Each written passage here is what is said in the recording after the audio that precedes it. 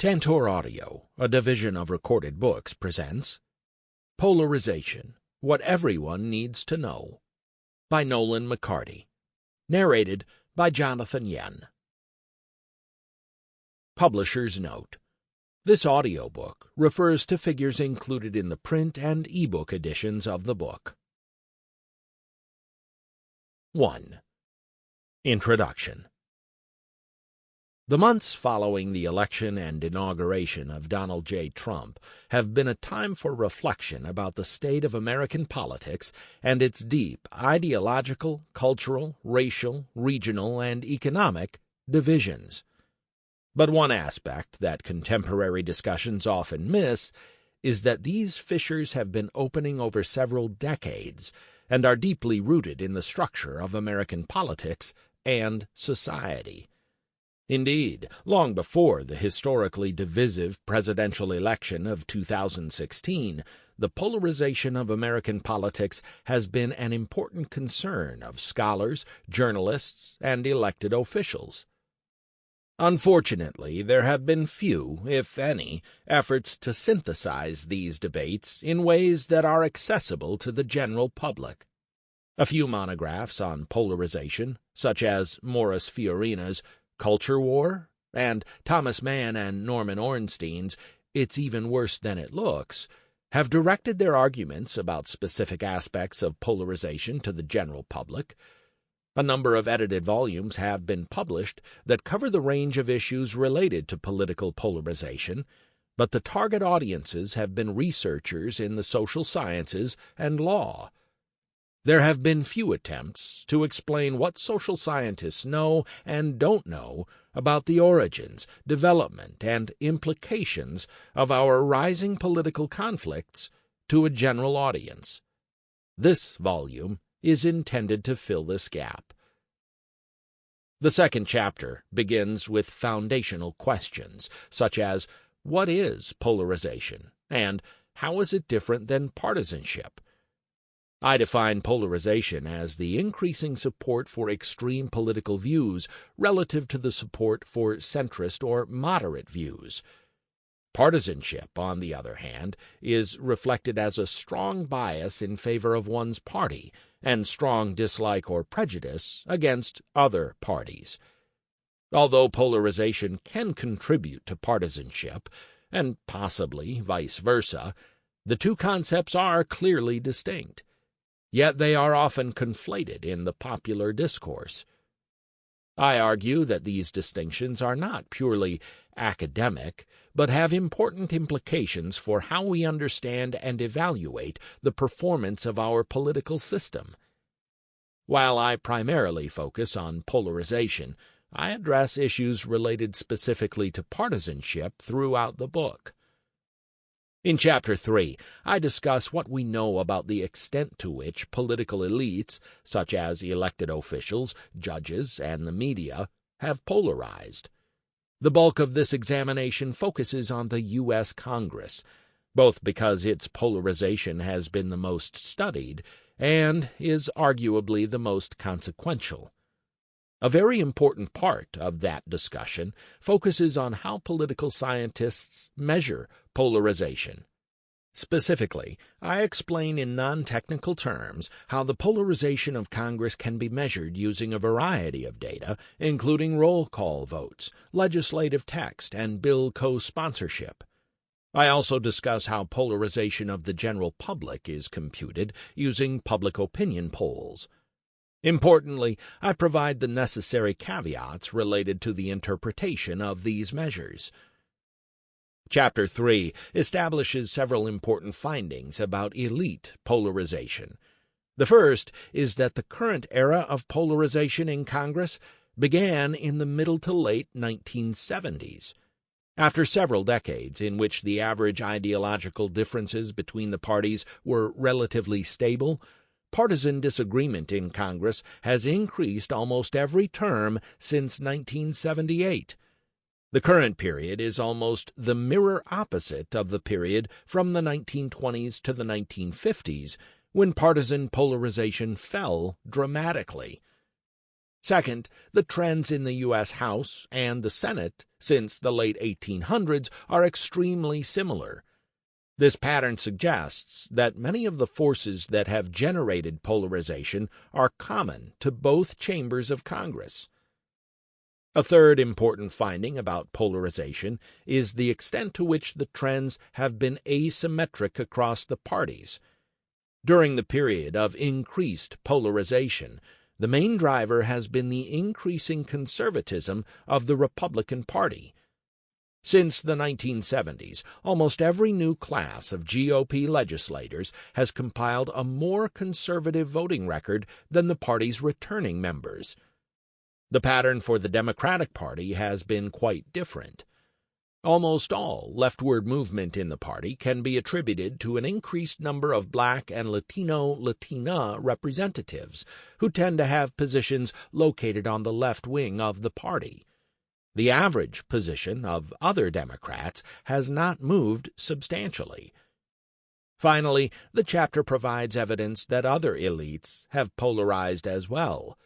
Studies similar to those conducted on Congress show that state legislatures, judges, and news media outlets have all polarized to some extent. Chapter 4 evaluates the extent to which regular citizens and voters are as polarized as the elites, discussed in Chapter 3. Here we will understand that the evidence is more mixed. It is true that there is much more disagreement on policy issues between voters who identify with the Democratic Party and those who identify with the Republican Party, but how to interpret that fact is open to considerable disagreement. Many scholars argue that it is indeed evidence that voters have polarized in the sense of adopting more extreme views. But other scholars are equally insistent that it reflects the fact that voters are simply better sorted into parties, so that most conservative voters are now Republican and most liberal voters are now Democratic, something that was far from true in earlier eras. This chapter unpacks those debates and explores their implications for the debate about whether it is the elites or the voters that are to blame for polarization. Several conclusions about voters are noteworthy. The first is that the partisan polarization or sorting of voters occurred considerably later than the polarization of the political elites and activists. This suggests that the polarization we observe from the elites is probably not a simple reaction to changes among the electorate. Indeed, it is more plausible that the positions and partisanship of the voters are a reaction to the polarization of elected officials and other elite actors. Second, despite the widely held belief that voters are polarized along a set of hot-button social issues such as abortion and gay rights, political scientists have routinely found that positions on economic and social welfare issues better predict the partisanship of voters. There are sharp disagreements, however, to the extent to which preferences on social welfare issues are in turn derived from differences in racial attitudes. Finally, I discussed the related concept of affective polarization, that focuses on the increased salience of partisanship as a social identity. As a consequence of heightened party identification, citizens now show considerably more animus to supporters of the other party. I discussed the roles of ideological and policy polarization, as well as the partisan sorting on other social identities in the rise of affective polarization. Chapters 5 and 6 focus on the possible causes of congressional polarization. In doing so, I try to distinguish those causes that might have plausibly triggered the initial rise in polarization in the late 1970s from those factors that may have exacerbated or amplified those trends once polarization began. The causes discussed in Chapter 5 include several of what we might call macro explanations. The most prominent of these is the realignment of Southern white voters from the Democratic Party to the Republican Party in the decades following the 1964 Civil Rights Act and the 1965 Voting Rights Act. I explain about how the racial politics in the pre-civil rights era reduced polarization on many issues, while the racial politics in the post-civil rights era have worked to reinforce it. Then I consider large-scale economic and social change as explanations, as well as important developments in the media environment, including cable television, the Internet, and social media. In particular, I discuss how these changes might have upset the less polarized political system as it existed in the middle of the 20th century, and in some cases, how those explanations might help us to understand the earlier era of polarization from the 1870s to the 1920s. Finally, I also discuss the role of legislative institutions and leadership in creating and exacerbating polarization. Of particular interest are the effects of the intense competition for majority control of Congress. Chapter 6 engages prominent debates about how certain features of our electoral system, such as gerrymandered legislative districts, partisan primary nomination systems, and the private campaign finance system, may increase polarization in Congress and state legislatures. The evidence I present, however, largely rejects the idea that these institutional features are major triggers of increased polarization. Importantly, districting was less legally constrained, primaries were more partisan, and campaign finance was less regulated during the era of low polarization than today. But I give careful consideration of the extent to which these electoral features may have exacerbated some of the trends we have heard. The evidence of exacerbation, however, is not very strong in the case of redistricting and primaries, but there is mounting evidence of a substantial effect of campaign finance. But contrary to common concerns about the role of business and corporate contributions in the aftermath of the Citizens United decision, the real culprits are ideologically minded individual donors whose numbers have increased dramatically over the past couple of decades. I also tackle whether major reforms, such as proportional representation or single transferable voting, would mitigate the polarization of elected officials. While such reforms merit serious consideration, we should beware of unintended consequences related to how such reforms would work with other parts of our constitutional system. Chapter 7 delves into questions related to the impact of polarization on policy outcomes and governance. The focus is on how polarization has affected the level and quality of policymaking in the legislative, executive, and judicial branches. The heart of the problem, I argue, is a decline in the capacity of Congress and other legislative bodies to solve problems. While Congress's decline might create opportunities for other actors, such as presidents and judges, to assert influence and power, good policymaking in our constitutional system requires a well-functioning lawmaking and oversight body. The volume concludes with a discussion of the 2016 election and the Trump presidency. In many ways, Donald Trump's ascendancy seems to contradict many of the trends outlined in this book. His election campaign was anything but that of an orthodox conservative.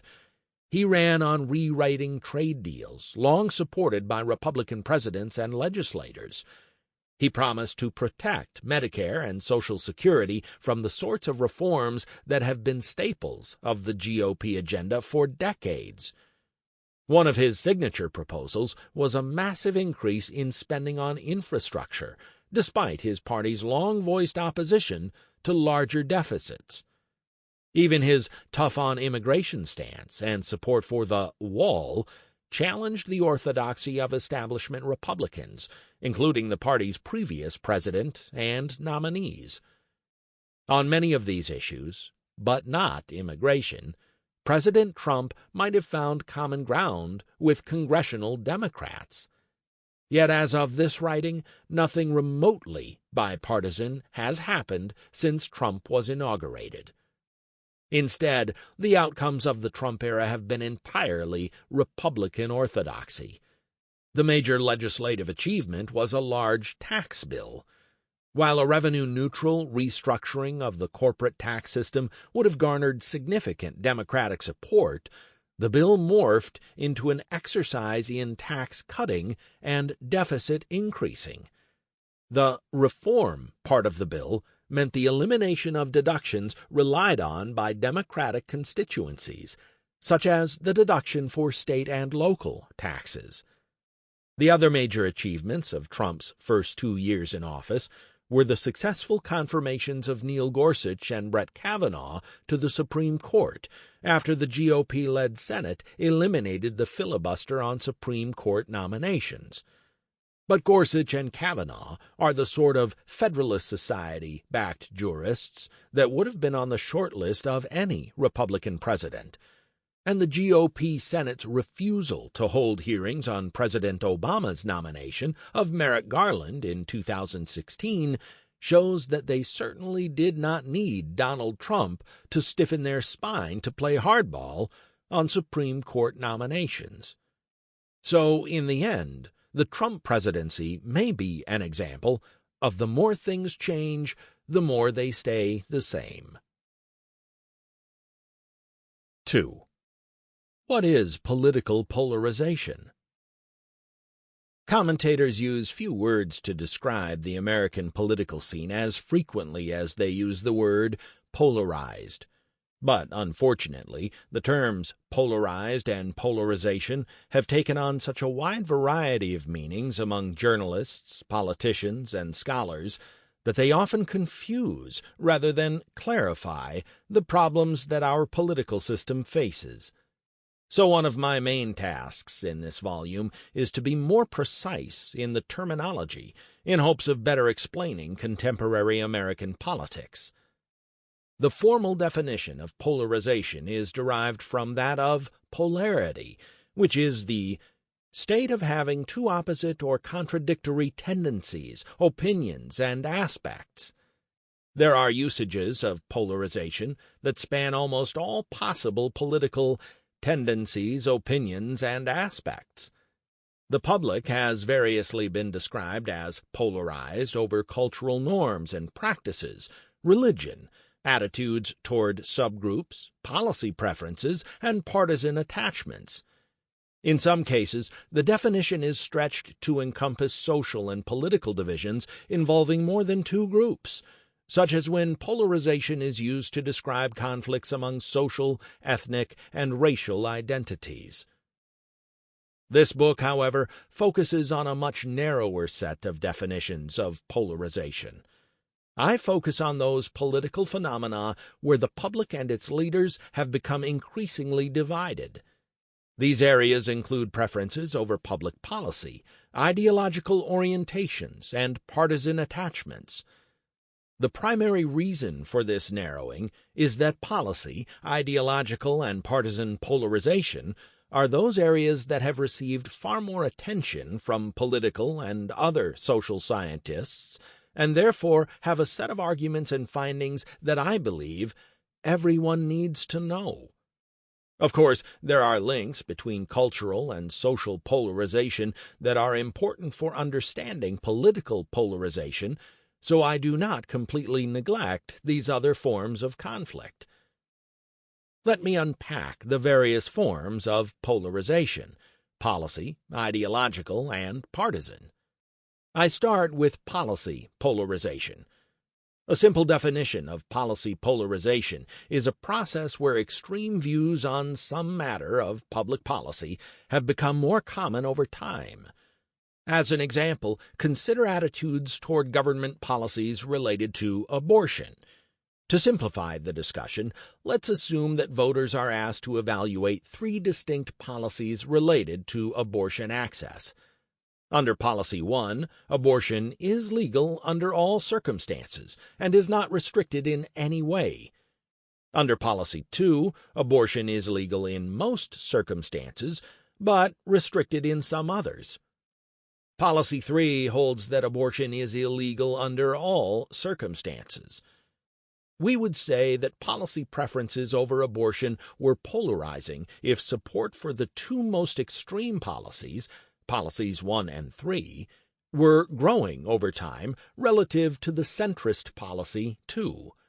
Thus, polarization is distinct from uniform movements of attitudes in either a pro- or anti-abortion direction.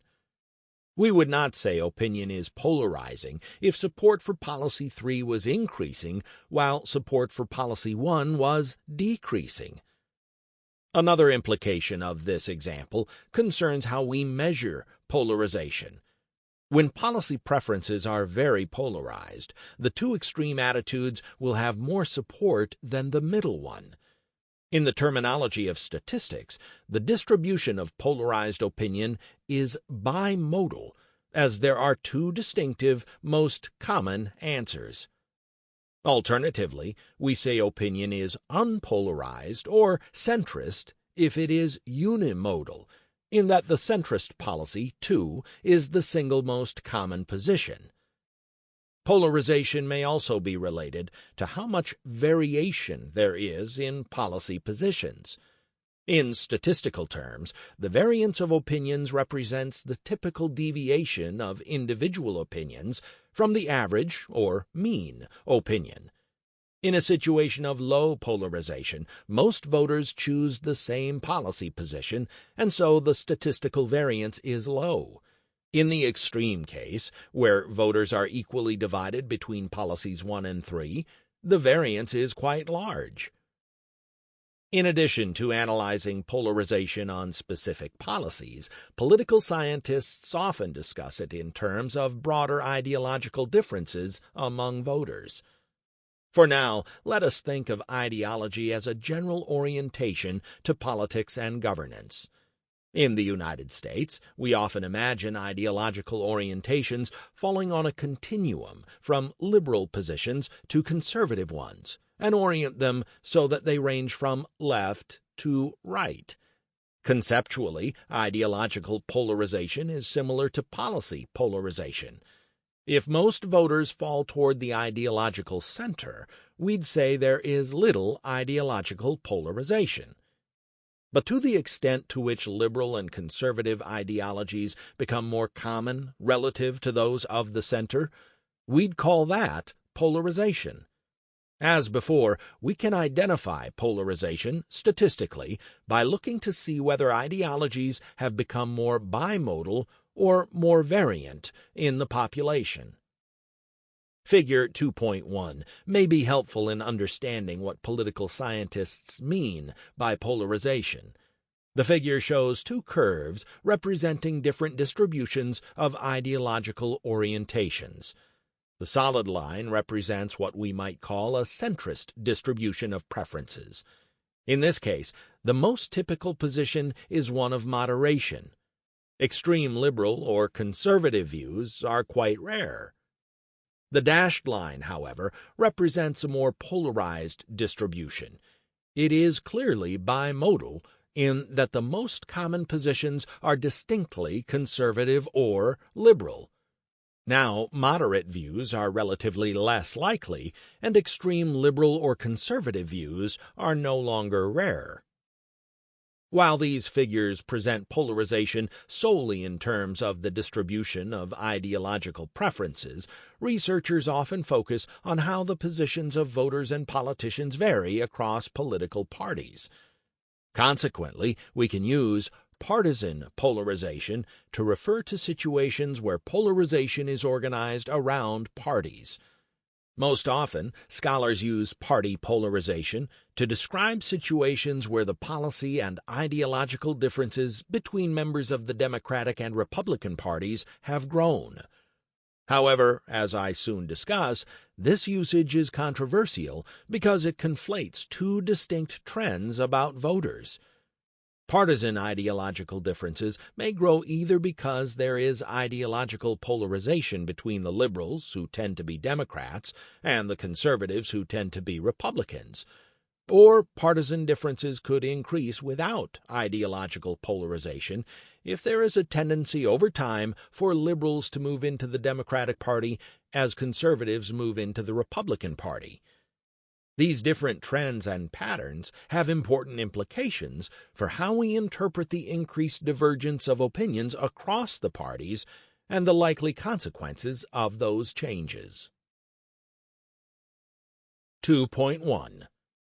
What is the difference between partisanship and polarization? The terms polarization and partisanship are often used interchangeably, but such usage often obscures important differences. As discussed earlier, polarization generally refers to differences on policy issues, ideological orientations, or value systems, while partisan polarization may refer to these differences across members of different parties. Partisanship, however, can be more general in that it may refer to any partiality one feels toward one's own party, regardless of whether polarized preferences and attitudes are the source. In recent years, many scholars have argued that the rise in partisan conflict is best thought of as a rise in general partisanship that is unrelated to rising ideological or policy polarization.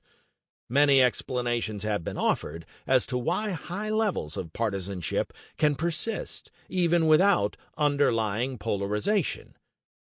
With respect to Congress and political elites, Francis Lee argues that the intense competition for majority control of the U.S. House and Senate induces high levels of intra-party competition and inter-party conflict, which she dubs teamsmanship. Given the importance of majority control in setting policy and allocating patronage, this instrumental form of partisanship has been an important feature of American politics throughout its history. But in the current era of partisan parity, it has become much more salient.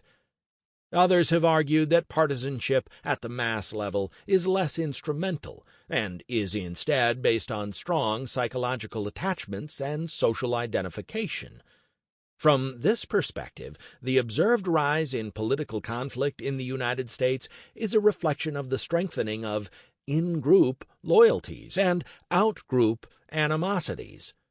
While partisan polarization might underpin these rising animosities, many scholars argue that differences on policy positions across the parties are caused by partisanship, as party loyalists adopt the positions favored by their own party. In Chapter 4, I report on the research that has sought to explain the rising salience of partisanship and partisan identities. 2.2. What is the difference between mass and elite polarization? Any discussion of polarization, its sources, and its consequences should distinguish between elite and mass polarization. Social scientists use elite polarization to refer to divisions among office holders, party officials, policy intellectuals, and activists. Alternatively, mass polarization refers to that associated with normal voters and citizens. While most people assume that elite and mass polarization are closely related, that is often not the case. As long as the political elites are not perfectly representative of the electorate or not responsive to ordinary voters, we could observe increasing political conflicts among elites that are not mirrored in the broader public. The politics of abortion are a good example of this pattern. Elected politicians tend to take polarized views on the subject. Most Republican leaders have adopted a pro-life position that provides for abortions only in exceptional circumstances, such as when the life of the mother is in jeopardy. Many Democratic office holders take the near opposite position that there should not only be few, if any, restrictions on the practice, but that abortion services for the poor should be supported by tax dollars.